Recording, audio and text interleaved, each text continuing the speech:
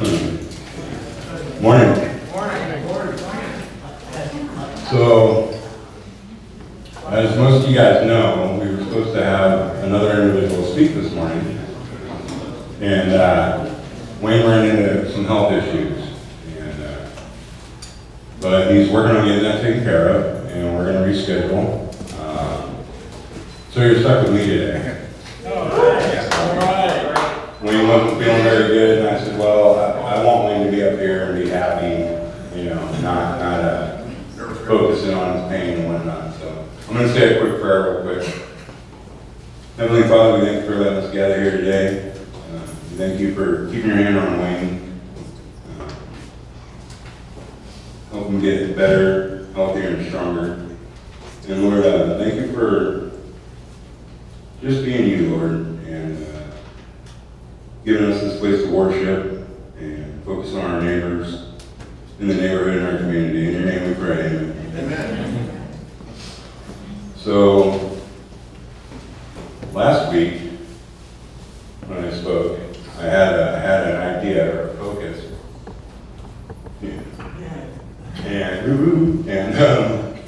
But the thoughts changed on my way in, right?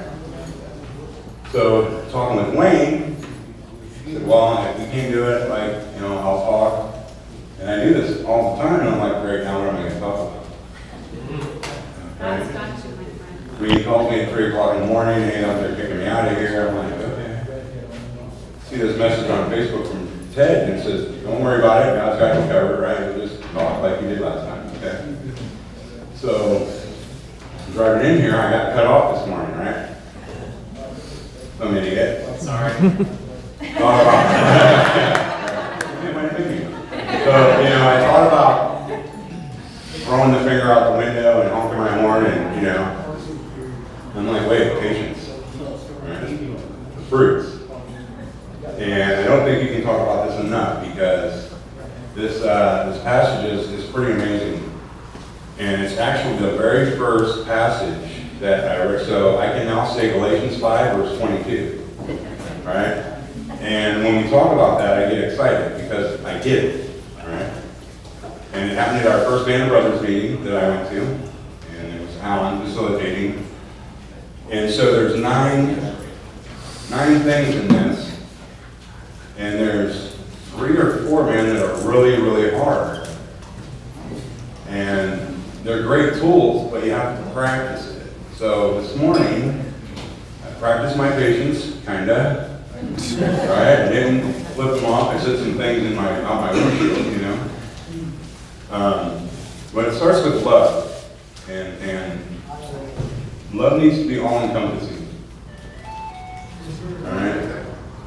Now, we know our God is a loving God. Alright? He's not a punisher. It's hard to make him angry. So we're supposed to love each other. Amen. Alright? Preach it. I can tell you that in the last year and a half, my love for people has grown in ways that I never thought possible. I don't know where Jeff is, but when you get a bear hug by a Sasquatch, and he's like, I love you, dog. I'm like, no, I love you too, and it was a reaction, right? But it was powerful. It was like, wow. And I get in the truck, and my wife's like, you realize you just hugged a man and told him you loved him in public. And I'm like, oh, I did. That's okay, right? So, love is a lot of things, right? I love my wife, I love my family, kind of thing, right? But then you know that because your God's a loving God, gives you strength. The next one would be joy. And joy kind of covers a lot of things. But I think a lot of this stuff on the list goes back to joy. Because if you love somebody, there's joy in your life and there's joy in their life. Right? And they can take that love and put joy in somebody else's life. Right? So those are pretty easy, right? Joy. I mean, smile at somebody, they smile back, there you go, there's joy, you're good. Peace. Well, peace is pretty easy to practice personally. I don't want to start conflict. peace in the world is rough, and it's all, it's hard to get your head wrapped around what peace would be in the world, right? But you want peace with your neighbor. You don't want your neighbor mad and taking your car. You don't want, like our neighbors are mad, and we try to keep the peace. And it's worked, kind of, for the most part. But to take that out into the world and let people know, hey, like inside out, this is a peaceful gathering place. We want you to be peaceful, right? Feel joy, feel love. You know what I mean? And it all runs together. So, getting it out into the world. Don't stand in a parking lot because the guy took your parking place and yell at him. You don't want that. Obviously, he wanted it more than you did, all right? Huh? You showing for? Yeah, I mean. So the first real hard one on this list is patience. Okay? And when Alan was reading it, when I'm looking in the Bible, and I'm like, oh, patience. Ooh, man, I'm not a patient person. I want you to get out of my way so I can go faster. I want things to happen now, right? But God doesn't work that way. He wants you to be patient with each other, right? Be patient with your loved one. But He wants you to be patient, and with patience you learn everything in God's time. It's a hard one to learn, but things happen if you're patient. Patient, good things will come. If you're patient with the guy in traffic, maybe his wife was having a baby or something, I don't know. Obviously, that's not my first thought. My first isn't even a thought, it's a reaction. Okay? If I can honk the horn, stick my hand out the window, all right, then he's going to brake check me, and there's going to, that's even more problems. Then you have nobody's patient. But God's patient with us. He needs to be with me. All right? And it's crazy because the more I get into this and I learn, man, He's patient with humanity. Because we're all His children. We all know people with kids, and those kids can be, well, trying. Right? I was a trying kid. Drove my parents crazy. But yeah, so things happen in God's time. One example is I need my knee surgery done. And I want to just get it done. Let's just get it done so I can go on, right? Well, it's weird because there's formalities that need to be taken care of. Insurance needs to approve, my cardiologist needs to approve. I'm like, I'm an adult, I can approve, let's just do it, No.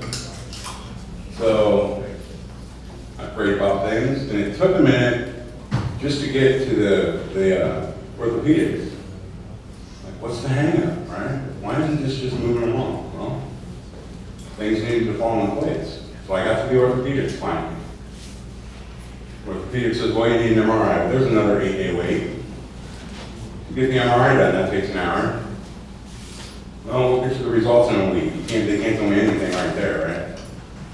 Man, another 8-day week. I was like, what? Why? All in God's time. So I go in for my MRI results. Turns out I'm getting knee surgery. I'm like, okay, let's just go. Let's just get that done. Well, that doesn't work because there's like 100 people ahead of you. So you're like 6 weeks out. Man, that's a long time, right? And so, but because I prayed and things are happening now, I realized, all right, God's got this. I need to be patient. So with that is, again, it's not easy. That's one of the roughest ones on the list for me personally, right? Kindness. Everybody has their own definition of kindness, right? No, it's, kindness is sharing. Right? Kindness is serving others. Or just giving us fun. There you go, right? And that kindness brings them joy, right? Yes. It's a simple thing. I mean, I smile all the time. I have a toothless grin, but you're getting it. Right? I don't have a lot to offer, but I'll shoot you a toothless grin anytime. Talk about kindness, you see somebody broke down on the highway. Right? I don't know if she's tired. What's the lug nut wrench, you know? Well, let me show you, right? It's an act of kindness. Opening the door for somebody. Simple thing. Don't open the door and walk in front of them, you know? Just bump the old guy out of the way so you can go in and get your pop. You know, it's not, you don't do that, right? So kindness. I mean, you get kindness to overflow into the world, right? You see it all the time. I mean, you see kindness in very, sometimes extreme ways, sometimes very subtle ways, like opening the door. I opened the door for my wife, you know, the truck door. I just do it because that's the way I was raised. About being an act of kindness. And I had a lady, she looked over and she was like, wow, that still happens. Yeah. Oh, yeah. So, at first I was like, man, why is she staring at me? You know what I mean? It's my truck, I got the key, it's okay, you know. She's like, wow, it still happens. It's a simple thing. Kindness doesn't have to be hard. You know, you don't have to work at it. Common courtesy. Say excuse me. You know? You don't, well, thank you. Please and thank you. You know, it should be simple. And for some reason, because we're humans, we make it hard. Right? Humanity has screwed up more things. And the more I learn about God in the Bible, the more things I see that, man, we're screwing up. You know? And you have to get, again, out in the world to convince people that small thing, man, courtesy, kindness. It's really easy to have a relationship with the Lord. Just ask for it, man. Offer Him, put Him in your life. Right? And that brings you patience, slowly, joy. If you have an act of kindness, He sees that. Right? You don't miss nothing. You don't miss nothing. And because we're born into sin and we're given the freedom of choice, we choose not to be patient, not to be kind. Right? There's no joy in your life if you're looking at the ground and frowning all the time. You know? I have a saying, I look at the how are you today? Well, you know, not so well. If you woke up breathing, it's not too bad. That's right. Amen. Hallelujah. So you woke up with breath in your lungs, you're doing okay. That's right. Right? But you don't think about that. Some people do, right? I have friends that, man, they roll out of the rack, they read the Bible, they, you know. I generally pray when I'm getting on I-5. All right, hey, Lord, bless this trip and this truck, let's go. You know? But it's a simple thing that we fell away from. Take for granted. All right? And I'm learning more and more, which is exciting. And it's powerful, and it's empowering when you have that, you know, when you go through your day knowing that God's got your back. And you smile at somebody, they smile back, you open the door. Little things, it should be reflex, you know? We've gone away from that. We've gone away from chivalry. We've gone away from mutual respect for each other. Mankind. Well, Mike? Mankind, I just want to make a little point out here. I woke up reading your last one. A lot of people don't realize. Sometimes I wake up and I can't do my sleep apnea and stuff. It's just like, you wake up, you're like, you're trying to breathe, you can't. So when you wake up and you have that breath, you know, you aren't very much blessed. Hallelujah. Then you get that breath, right? So you're like, you gotta. And thank God you're here for another day. You're not for another. All right, you're here for another day. It can't be all that. Can I say something? Yeah. Our ancestors died for our freedom. I mean, we're taking it for granted. I, as a person, am finally realizing why they died, why they fought, why. And that's something that I don't know. It's just naturally coming to me because I don't know weird. And I think, but I finally understand what patriotism is. And I just want to thank God that I had to just taste 10 times a day. You know what I mean? me, I finally get it, and I thank you. And that's why I am who I am. I always say, hey, come on in, hey, it's okay, go ahead here. Excuse my language, but I would say it. You know what I mean?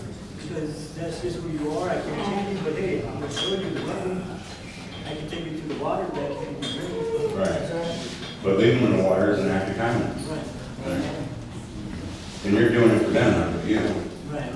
That's your way of serving. Because I want to tell myself here, you know what I mean? Right, right. Well, self-preservation is key. You can't help anybody if you don't None help of those yourself. things cost Right? money here. And none of those things cost money. You're right, absolutely. Everybody worries about money, money, money, money. Well, again, that's the human nature thing, right? It's the world that we've created. It's not this generation, but the generations ahead of us, right? People. Then there's been powerful generations of people. And then there's been weak generations of people that piggyback to stronger generations.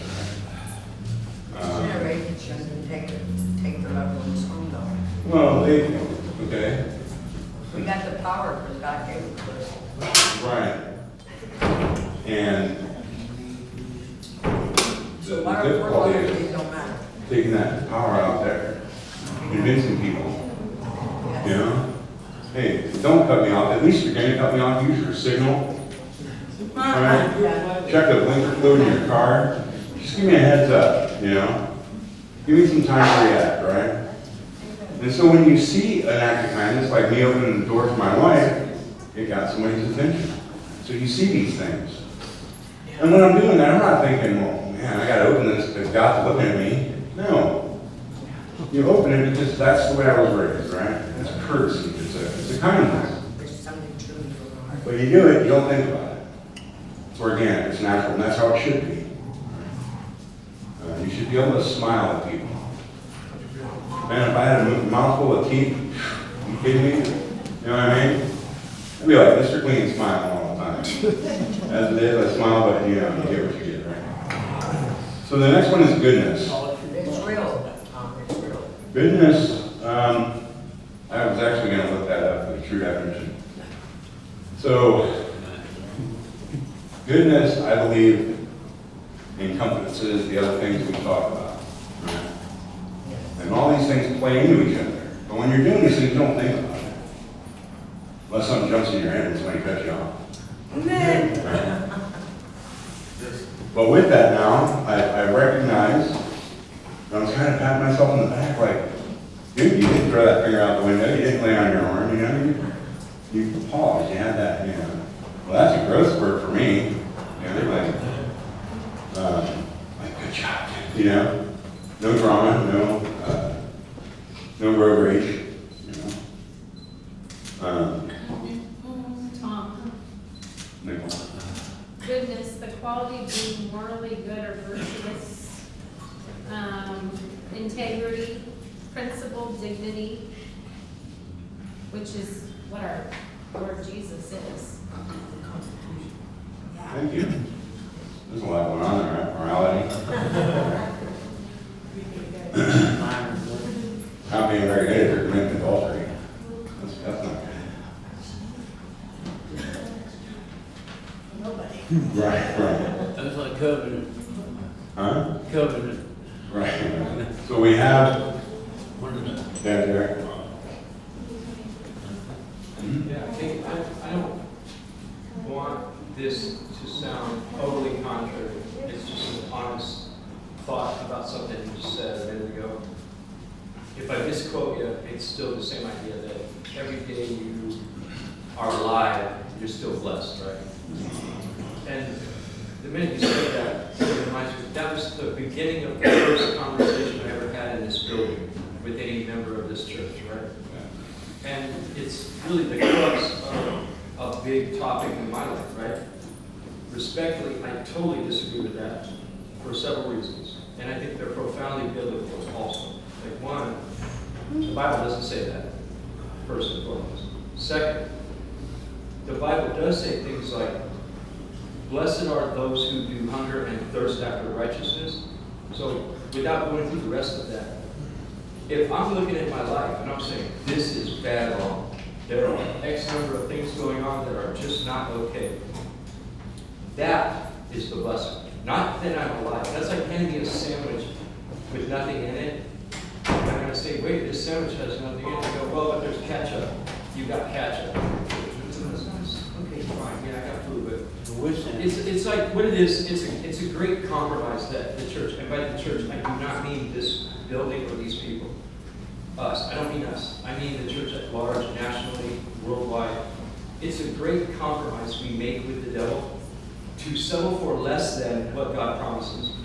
We say, okay, we hear these 66 books of promises, and we don't really have enough faith to believe in them, so what we're going to do is we're going to pretend everything's okay because we have this one big thing that didn't come from us, that's outside of us, that you actually gave us. But it's not abundant life, and we know that. We're not stupid. But we're just going to pretend like it's good enough. And God never promised good enough. Not once. Right, good, So you guys follow what I'm saying? Can I just say something? It is a blessing if you take that next breath, if you see God after that. I'm sorry. It is a blessing if you take the next breath, if you're seeking God after that. If you wake up and you're still seeking God, you feel pressure, then it is a blessing there. That's a very different thing. That it is, I mean, what it You is. can be in the lion's den, It's just another focusing version on of Jesus, and that's a blessing, but that's not all blessings. So again, That I'm doesn't just looking at change people the crazy. fact that you're in a lion's den. The lion's den wasn't a blessing. That's true. The survival Where was. did you start? My metaphor with waking up reading, that's all I had. Yeah, I understand. But I don't mean to be, I'm not, you know I love you, man. I'm not trying to create something. I'm just saying, that's a dangerous thought for us to start accepting in our personal To settle on. paradigms and go, well, this is good enough, man. Yeah, At least settle I'm on that. alive. You gotta continue. Because the devil, all he's got to do to take you out of the game Yep. is kill you. And you don't want to go there. You don't want to be there. You want to be able to sit in the middle of hell and be like, After one what? more round. I can do this. I'm not going to pretend this is good because I'm a believer. I got a right mind. I have a spirit of Christ. I know right from wrong. This is wrong, but I got what it takes to stand up to it and walk through it and get around it and get out of it. We just stand there. Does that make sense? Yeah. I love you too. And you know, it's pretty amazing how heated and how passionate and how your relationship with God affects you, right? Each and every one of us. You have valid points. He's got valid points, right? I don't know if you're battling like a drunk monkey. You know, I don't really. People would be like, "Hey, you have to stop them." Well, that's a good interchange, in my opinion, right? You learn something, feedback, okay? Might not always agree with each other, but in a weird way, we're all saying the same thing, right? Yes. It's coming from the Bible, Yes. right? It's coming from God. God's put that breath in you, it's your opinion, right? So thank you. Yeah. Thank you. You know, I've been down here on Saturday. They'll be up here talking about Mark. Whatever. You go out front, and there's like 3 people over here arguing about Ezekiel. There's another group of people down here talking about 1 Timothy. And I'm like, wow. They're getting heated, you know. I'm like, And I step back and I think, man, even though they're talking about different things, they're all talking about God in the Bible. You know what I mean? Yes. And that's the crazy thing when you're out there and you're like, wow, Ezekiel, I gotta go check that out, right? Open the door and Dale's up here talking about Mark. And it's, but the power, right? The presence of God is here. Whether it's the group of Ezekiel, Dale, right? And you go outside and you wouldn't, I mean, I don't know. Some of the conversations that happen are mind-blowing. You know? And it's a powerful thing because it's God working with everybody. Right? Don't operate with pride, but here's my opinion. Right? This is what I get from that passage. It took me a minute I'm still learning. There's a way to get your point across without being aggressive. Amen. You can still be kind. Voice your opinion. Right? Be patient. Voice your opinion. Don't get mad just because someone doesn't agree. Right. And listen. We've lost the ability to listen. Because you might learn something. somebody, you know, like, you're walking down the street and you're like, hey, how are you? And that person stops and they're like, look, my dog got ran over, my truck got stolen, you know, like all these bad things happen. Then you're overloaded, you're like, wow, I wasn't ready for that. Well, then don't ask how you're doing. Right? Be ready before you open up. But not. You know, I say morning to people, right? Like, not good morning. A lot of people aren't morning people. It's still morning, you know. Then not good morning. Oh, I'm sorry, morning, you know. But it's human nature, man. It's just the way we are. You know? It's tumultuous being a human being. The way we understand things has a lot to do with our makeup, where we come from. So we'll see a different perspective than somebody else. But that doesn't mean that it's wrong. Let's agree to disagree. Right. Amen. Exactly. Amen. Thank you. So the next thing on the list is faithfulness. Right? Faithfulness is kind of I believe we all have faith in God here, right? Every one of us. Faith takes work, right? We saw the apostles see all these things that Jesus did. Cured the blind, the leper. He healed a woman without even touching her. A lady touched his robe and she was healed. He cast out demons, as Tim talked about last night, right? He did all these things, and the apostles watched all this happen. And the further you go along, you realize they don't have faith. Like, what's he going to have to do? What does he have to do to convince you, right?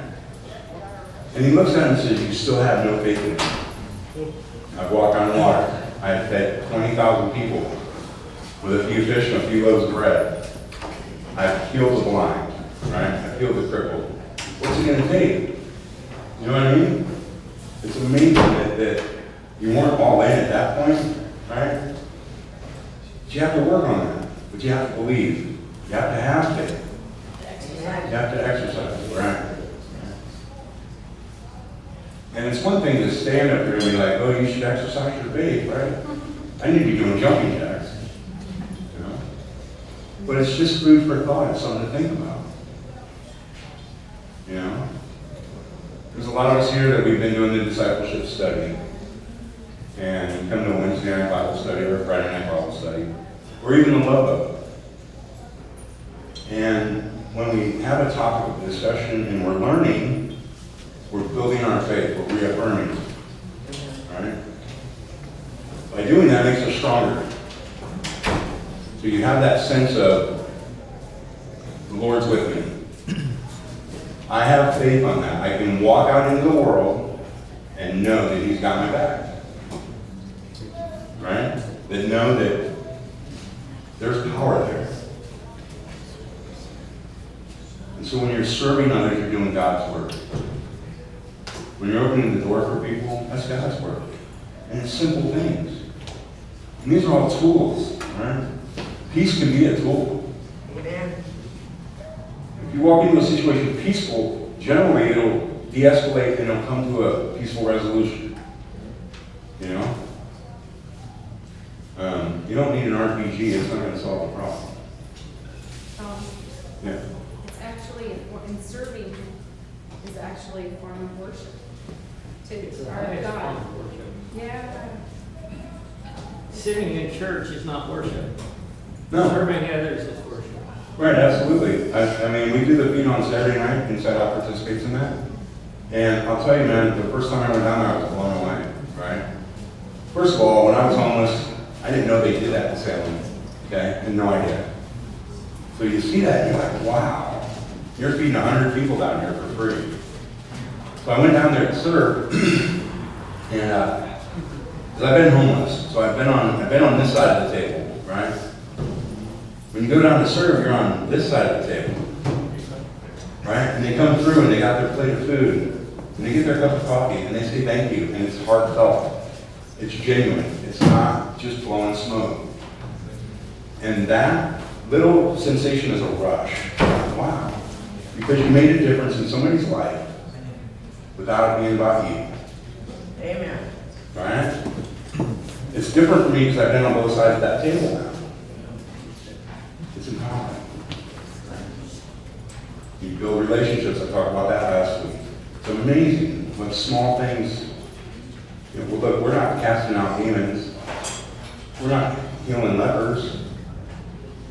But if you make somebody smile and you give them a warm meal or a piece of clothing, a pair of socks, right? You've impacted that person. That makes you stronger in God. You know? When God puts you out in the world, and you see somebody who's hungry, or a person say, hey, can I get the cans out of your truck? Absolutely. You know? You're doing me a favor at that point. So, it's, if you work on these things, and we all have to, you know, the next one is gentleness. It kind of goes along with kindness, right? Show somebody some gentleness, help them up, do something edifying, you know? Tenderness kind of goes along with that, right? Embrace and mercy is along those lines too. And this all may be, right? The next one's self-control. That's the fourth tough one, right? I was gonna say, that's simple. Because I don't have a lot of self-control. My immediate reaction was a reaction to stick my hand out. I'll stick my whole head out, right? I don't need a horn. You'll hear me, you know. Self-control is being called a name. You know, I've been called a lot of names in my time, so it's a thing, right? So that's not. You don't feed into it. Well, a lot of times people, if you know that you're not that, then it shouldn't be a problem. Well, so a young man that we know was over at Arches, and I knew he was having a rough day. I knew he was. But I said, hey man, how's it going? Well, right? F you, Tom. I blew my whole day, blah, blah, blah, right? He's mad. F you, Tom. I'm like, I just started laughing, right? Like, okay. I should have never went there, right? But here's the thing, I went there because I did care, right? How was your day? I genuinely cared. I thought he had a great day, man. He left here with some people, he got food, you know what I mean? He was out of his situation, out of his element for a few hours. I thought he was having a great day. So when I asked, it was genuine. His reaction was also genuine, okay? So the person that was getting in my truck heard his response to me. And she's like, wait, you can't talk to him like that. I'm like, whoa, it's okay. Because I know the individual, right? And I knew he didn't mean it. But we're not getting all worked up over that, right? I mean, not the first time I've been told to F off, believe that. And so, because I know him, I'm not going to take it personally. That person lost her self-control. She can go beat him down, you know what I mean? And it was a choice. There's been incidences where I wanted to lose my mind, right? My wife called Dale. Dale let me rant for 20 minutes about what I was going to do to this individual when I got the time. He's like, okay, take a breath. Now, here's why you're not going to do that. And that took 10 minutes, and I'm like, really? You know? But no, Dale, really, this is what I want to do. No, Tom. This is why you're not going to do that, right? So I hang up the phone after that conversation. I'm like, oh, that sucker went out of Dale, but I can't do anything. The kicker was, Dale said, you need to pray for him. I'm going to throw punch, but I'm going to pray. Like, what? You know, self-control, right? Forgive those, right, who sin against you, right? Now, in my opinion, the things that occurred were worthy of punching him in the throat, right? Dale's like, you're not that guy anymore. In the flesh. Okay? You rounded that corner, right? And I thought I had too until this happened. Man, I was mad. And so it was a lesson in self-control, and we've seen it here, right? We've seen situations escalate. It's our job to de-escalate. Well, in order to de-escalate a situation, you have to have self-control. You know? And that's not always the easiest thing. No, it's not. Huh? Oh, me? No, yeah, well, I mean, I just think that it's only possible with him. well, And right. his spirit. And you have to, And a choice. you have to take that split second, right? I mean, Karen called Dale, and that was the best thing that happened. Because I wasn't thinking about the consequences. When I lost my control, it would have been ugly. And then I would have had to pay the price, right? There's always consequences. And so, with that ability to pause, say, hey, Lord, you know, can I go punch this guy? Come on, God, just let me one time, right? One time, let me punch him. The thing is, when you're having that conversation, you're de-escalating, right? You're talking yourself out of it, you know? Self-control, you have to have that pause. We've had people here, I've seen Tim gently walk them to the door. Where my response is like, open the door with them. Not the best way to be, right? And so, they're learned. All these things are learned. But you have to put it into practice. Put it into practice makes you stronger, right? And so, I know that everybody here is aware of these. But I can't stress it enough how this impacted me, my experiences here, inside out, people, and the fact that this was the first thing I memorized out of the Bible. Yeah. So as we go through our week, I'm going to work real hard on not flipping people off, right? When you're walking in the store, think about opening that door for the person. Say hello. You know? Ask somebody sitting on the street, hey man, are you thirsty? You need a bottle of water? Simple thing. If you're thirsty, they're thirsty, right? If you're hungry, you know they're hungry. Take the time. It's an old cliche, right? One day at a time, one thing at a time, one person at a time, but it's real. So if you impact one person, Ken talks about the ripple effect when you throw a rock in the pond. If you throw a positive rock, those ripples become positive, right? Right. You cast a negative rock, all those ripples spread negativity. And negativity breeds negativity, right? Misery loves company. Well, who likes to be miserable? You need joy, right? And it'll come and it'll happen. Just make a difference one person at a time. Easy. Anyway.